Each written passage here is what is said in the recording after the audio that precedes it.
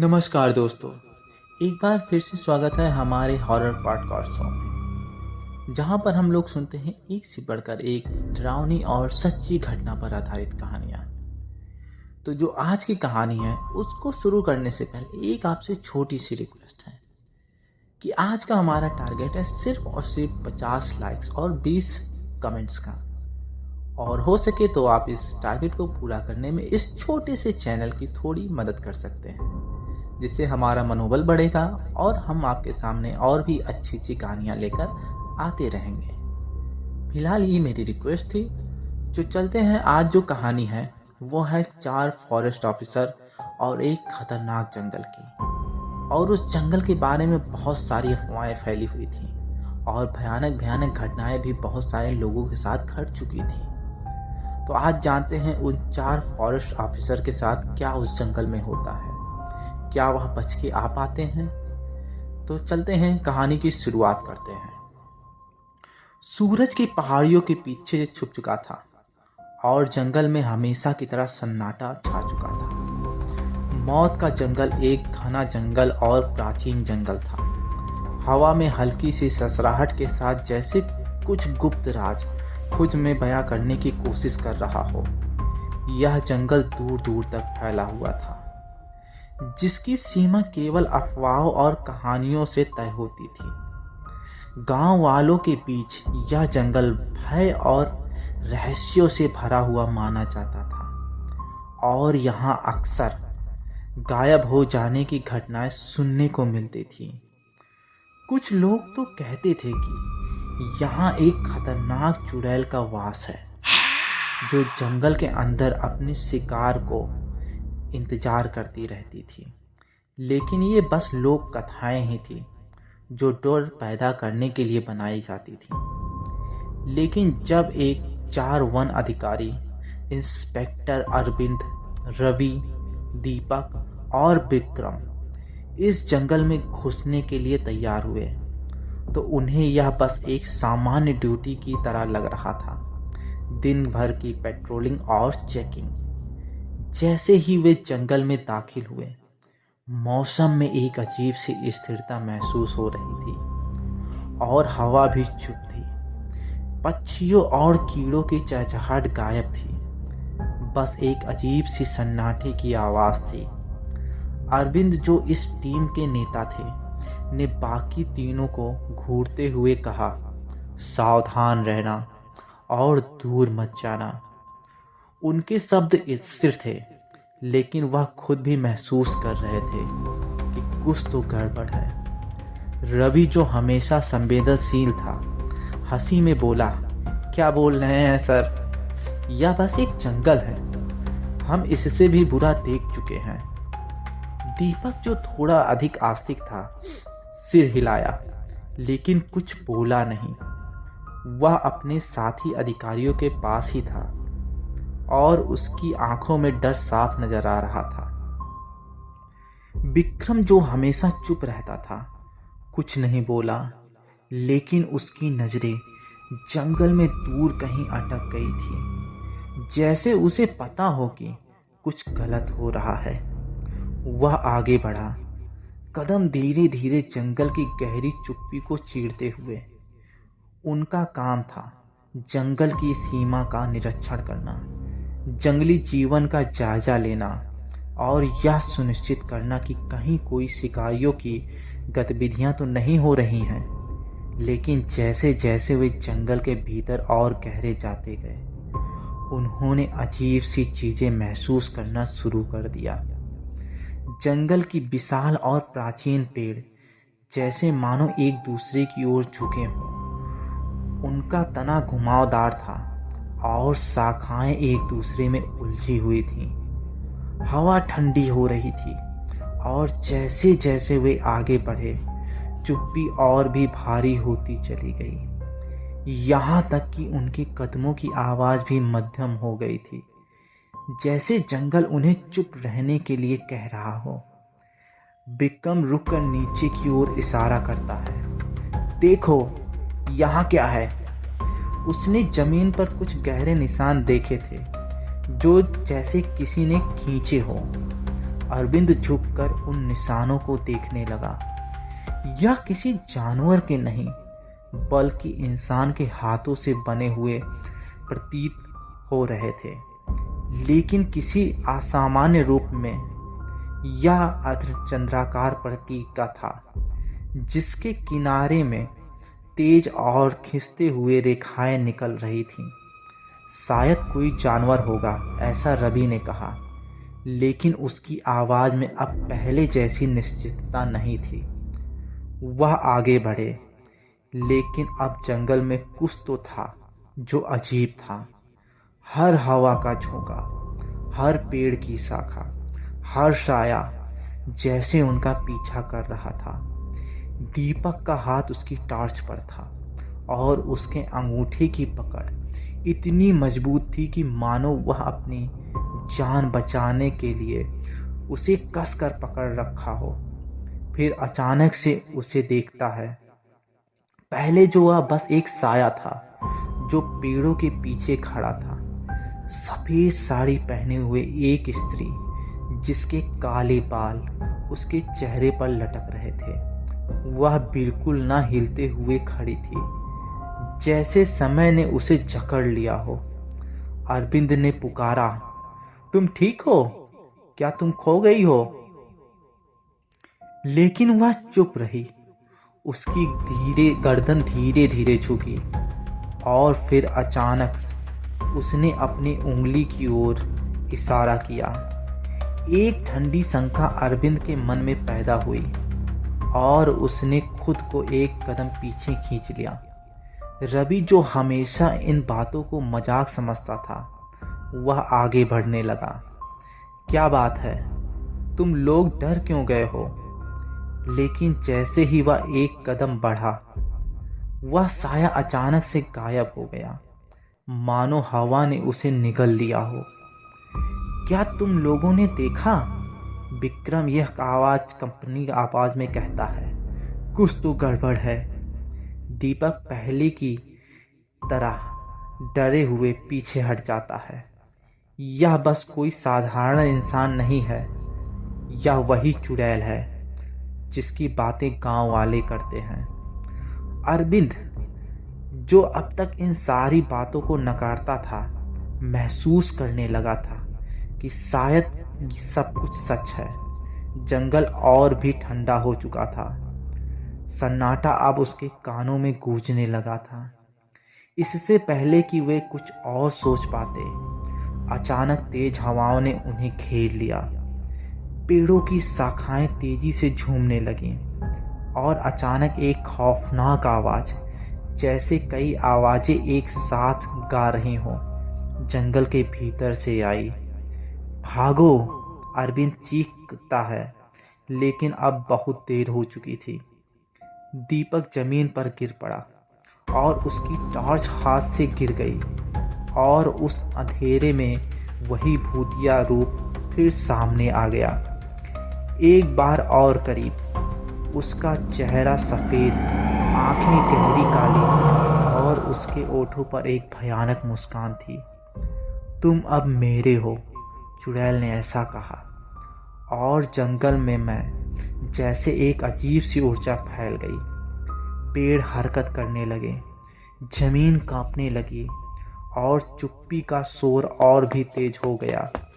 दीपक सबसे पहले भागने लगा और विक्रम ने उसका पीछा किया, लेकिन चुड़ैल की आवाज़ उनके कानों में गूंज रही थी, जैसे यह उन्हें कहीं दूर से बुला रही हो। सच, तुम लोग नहीं बच सकते, अब तुम लोग मेरे हो। जंगल उनके खिलाफ हो गया था। दीपक की चीखें अब गहरे जंगल में गुम हो गई थीं। विक्रम ने उसे आवाज दी, लेकिन उसकी आवाज बस हवा में खो गई। अब दीपक विक्रम को कहीं भी दिखाई नहीं दे रहा था। दूर दूर तक सिर्फ अंधेरा ही छाया रहा। अरविंद, जो अब भी अपने आप को संभालने की कोशिश कर रहा था, विक्रम के साथ भागते हुए दीपक को ढूंढने की कोशिश कर रहा था। उसका दिल तेजी तेजी से धड़क रहा था और एक अजीब सी घबराहट उसके पूरे शरीर में फैल गई थी। अरविंद जोर से चिल्लाया, दीपक! लेकिन कोई उत्तर उधर से नहीं आया। बस वही सन्नाटा और ठंडी हवा और घूरती हुई घेराबंदी। जंगल जैसे उन्हें निगलने के लिए तैयार था। विक्रम ने कहा, उसे छोड़ो अरविंद। उसकी आवाज में बहुत घबराहट थी। हमारे पास समय नहीं है, हमें बाहर निकलना होगा। लेकिन अरविंद को यह समझ में नहीं आ रहा था कि दीपक कहाँ जा सकता है। वे अब पूरी तरह से उस खौफनाक चुड़ैल की पकड़ में आ चुके थे, जिसे उन्होंने पहले कभी अपने सपने में भी नहीं देखा था। हम दीपक को नहीं छोड़ सकते, अरविंद ने विक्रम से कहा। उसकी आवाज में बड़ी दृढ़ता थी, लेकिन भीतर से एक अनजानी भय भी था। हम उसे ढूंढे बिना नहीं जा सकते। वे दोनों दौड़ते रहे, लेकिन जैसे ही वे एक गहरे हिस्से में पहुंचे, जंगल में कुछ और अजीब सी घटित हुआ। अचानक से जंगल के पेड़ घूमे और उनकी शाखाओं ने एक तरह से रास्ता बंद कर दिया। अब उन्हें हर दिशा से अजीब सी आवाज़ें सुनाई देने लगी। वो आवाज़ों में बहुत ही दर्द और क्रूरता थी। यह क्या है? विक्रम डरते हुए पूछा, जैसे वह भी यह समझने की कोशिश कर रहा था कि जंगल अब क्या चाहता है। कहीं हम इसकी चपेट में तो नहीं आ गए। अरविंद ने कड़ा रुख अपनाया और अपने पास देखा। यह कोई सामान्य जंगल नहीं था। यह एक ऐसा स्थान था जो जीवित नहीं था, मगर किसी बुरे ताकत से भरपूर था। अचानक उन्हें जो चुड़ैल फिर से दिखाई दी, वह एक पेड़ के पीछे छिपी हुई थी। उसका सफ़ेद साड़ी अब गहरे काले रंग में बदल चुका था। उसकी आंखें काली, जो पहले खाली थीं, अब तेजी से चमकने लगीं। उसकी हंसी, जो पहले धीरे धीरे आती थी, अब तेज और डरावनी हो चुकी थी और कह रही थी, तुम लोग यहाँ कभी से निकल नहीं सकते। और ऐसा कहकर उसकी आवाज़ पूरे जंगल के अंदर गूंजने लगती है। उसकी आवाज़ में ऐसी जादुई शक्ति थी कि वह दोनों कांप उठे। विक्रम ने डरे हुए आवाज़ में कहा, हमसे क्या चाहिए तुमको? हम सिर्फ अपना काम कर रहे हैं। हम यहाँ से चले जाएंगे। लेकिन चुड़ैल की हंसी और भी तेज हो गई। तुम्हें कहीं नहीं जाना है। अब तुम मेरे हो और इस जंगल में रहोगे। यहीं तुम रहोगे। उसकी हंसी जैसे अरविंद और विक्रम के कानों में घुस गई थी। उसका पूरा शरीर ऐंठ रहा था। अरविंद ने फिर से चिल्लाते हुए कहा, दीपक, तुम कहाँ हो? तभी अचानक एक हलचल सी सुनाई दी। वह दीपक की आवाज़ थी और दीपक कहता है, अरविंद, विक्रम। वह आवाज़ बहुत दूर से आ रही थी, लेकिन बिल्कुल दीनहीन और डरावनी लग रही थी। अरविंद फिर से चिल्लाया, दीपक का नाम लेके, कि तुम कहाँ हो? दीपक की आवाज़ अब घबराई हुई आती है, मैं यहाँ हूँ, मुझे निकालो, वह मुझे पकड़ रही है। अचानक चुप्पी में एक जोरदार आवाज़ आई, जैसे कुछ भारी गिरने की आवाज़ हो, और तभी दीपक उनके सामने गिर पड़ा। उसकी आंखें खुली हुई थी, लेकिन उसमें कोई चमक नहीं थी। उसके चेहरे पर घबराहट और डर था, जैसे उसकी आत्मा पूरी तरह से बाहर निकल चुकी हो। विक्रम ने उसे उठाने की कोशिश की, लेकिन दीपक का शरीर बिल्कुल ठंडा था और उसकी सांसें भी नहीं चल रही थीं। अब विक्रम बहुत घबरा चुका था। यह सब घटनाएं और भी भयभीत कर रही थीं। तभी जंगल में एक और आवाज़ सुनाई दी, और वह आवाज़ उसी चुड़ैल की थी, और वह कहती है, तुम्हारा दोस्त अब मेरा है, और कुछ ही समय में तुम लोग भी मेरे हो जाओगे, हमेशा हमेशा के लिए। और ऐसा कहते हुए वह चुड़ैल उन दोनों के सामने आ खड़ी होती है और इस समय उसका रूप बहुत ही भयानक दिख रहा होता है। यह देखकर उन सब की हवाइयाँ उड़ जाती हैं, उनकी रूह कांप उठती है। और अब उस चुड़ैल का चेहरा, जो अब पूरी तरह से विकृत हो चुका था, जो अरविंद और विक्रम को भयभीत कर रहा था, उसकी लंबी टेढ़ी मेढ़ी उंगलियां उनकी ओर बढ़ रही थी। तभी वह चुड़ैल एक भयानक हंसी हंसते हुए कहती है, अब तुम दोनों को भी मुझे ही समर्पण करना होगा। और उसकी आवाज में एक खतरनाक शक्ति थी। अचानक हवा के तेज झोंकों ने उसे घेर लिया। पेड़ और शाखाएं तेजी से हिलने लगी। विक्रम और अरविंद के पास बचने का कोई रास्ता नहीं था। उनके कदम थम चुके थे, जैसे जंगल ने उन्हें जकड़ लिया था। और फिर चुप्पी के बीच एक और आवाज आई, अब तुम मेरे हो। विक्रम किसी तरह उन झाड़ियों से निकलता हुआ अपने आप को बचाता हुआ वहां से भाग निकलता है, लेकिन अरविंद उन सब चीजों से बच नहीं पाता है और उसकी वहीं तड़प तड़प कर मौत हो जाती है। अब अरविंद जो होता है, यानी विक्रम का दोस्त, वह उस जंगल में अकेले भाग रहा होता है और उसकी सांसें बहुत तेज हो चुकी होती हैं। उसकी दिल की धड़कनें उसे साफ साफ सुनाई दे रही थीं और उस अंधेरे जंगल में उसे समझ नहीं आ रहा होता है कि वह कहाँ जाए, किससे मदद मांगे। अब वह असहाय होकर, सिर्फ दिशाहीन होकर भाग ही रहा होता है। और उस अंधेरे घने जंगल में अगर उसे कुछ सुनाई दे रही थी, उस चुड़ैल की हंसने की भयानक आवाजें। जब विक्रम भाग रहा होता है तो तभी उसे अचानक अपने सामने कुछ दूरी पर एक डरा देने वाला नज़ारा नजर आता है। वह देखता है कि वही चुड़ैल उसके सामने जमीन पर बैठी हुई होती है और उसकी गोद में अरविंद पड़ा हुआ होता है और प्यार से वह उसके सिर को सहला रही होती है। और तभी अचानक उसने अपने बड़े और भयानक नुकीले दांत को उसकी गर्दन पर गड़ा दिया और फिर वह उसके खून को चूसने लगी और एक भयानक गुर्राहट भरी आवाज निकालने लगी। यह सब विक्रम को और भी भयभीत कर चुका था।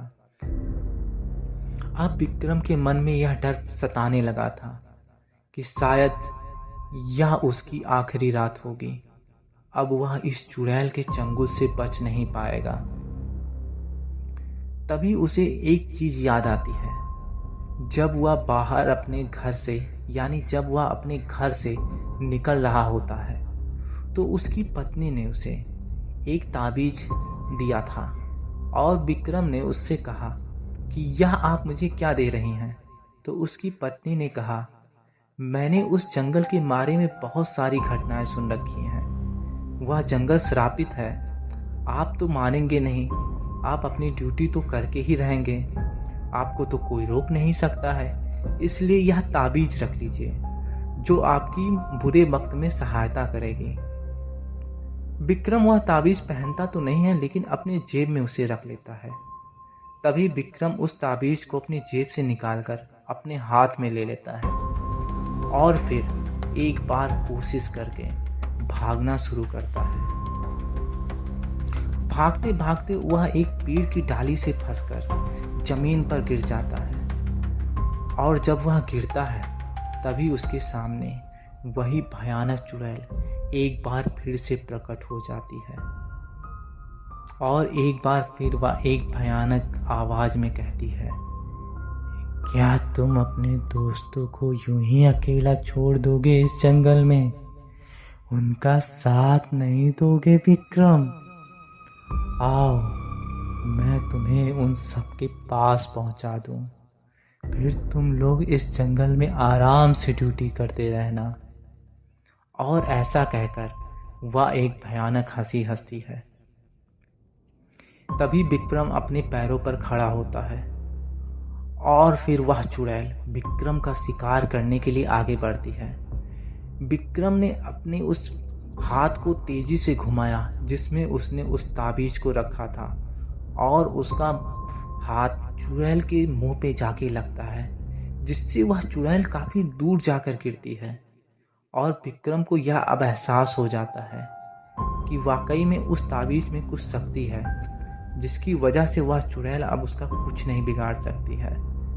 और इस वार के बाद विक्रम तेजी से भागता है एक बार फिर, और भागते भागते वह एक हाईवे पे पहुंच जाता है।